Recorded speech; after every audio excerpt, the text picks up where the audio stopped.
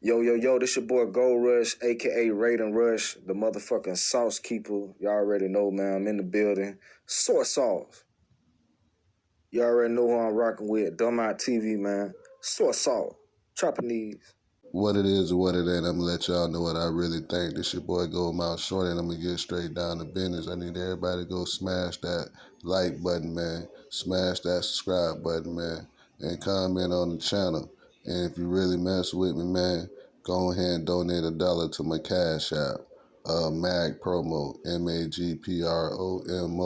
And I'm gonna keep bringing you some quality content. All I do is bring you the latest and the greatest news and information.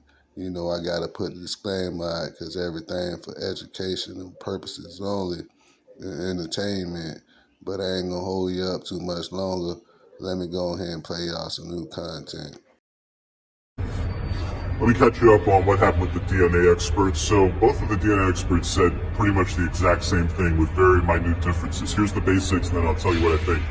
So they both said that the magazine was tested, and there were 4 DNA profiles on the magazine, and you can tell that none of those are Tory. So most likely Tory never touched this magazine. On the gun, they both said the same thing, that there's 4 profiles on the gun, but it's inconclusive. You can't tell if the DNA is Tory's or somebody else's. Now, both experts agreed that you would expect to see Tory's DNA on the gun if he had shot it 5 times. The defense experts seem to go further and say, look, if he shot that gun 5 times and then they tested it, you would conclusively see that he's on it. You don't see that here, suggesting strong DNA evidence in Tory's favor. Now, then the prosecution went to try to discredit the defense expert. He's like, aren't you getting paid by the defense? Don't you always work for defendants? He's like, yeah, the LAPD has their crime prosecutor, and then defendants hire private companies like mine to do the forensics. It's like, oh, okay, well, how much are you getting paid? You guys like $250 an hour. How much has he paid you total? You guys like $6,000. It's like, oh, well, it was really kind of just like, look, there's experts, man. This guy's been doing it forever. He's like, oh, are you accredited? And he's like, no, I didn't apply for accreditation. I'm certified by the same people who do accrediting. It's like, well, what does that mean? He's like, well, twice a year, our lab people all get tested. They send them blind samples. They have to do the analysis, send it back, and then we get the results. He's like, oh, okay, well, what are the results? He's like, well, we never got anything wrong. And the guy's like, how do we know that? He's like, I'm telling you. It's like, how do we know you're not lying? He's like, well, you can check. I'll show you the records.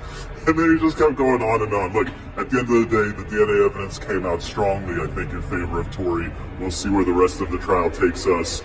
There was one other part, the big part, which is that they never gave the crime lab Kelsey's DNA. And so on defense, the defense brought out this point that, hey, if you ever get a case file and there's 2 people with GSR, wouldn't you expect to get 2 people's DNA? And the guy's like, yeah, that would make sense. If there's 2 people who've tested positive for the GSR and we're testing one's DNA, we ought to test both DNA. Done.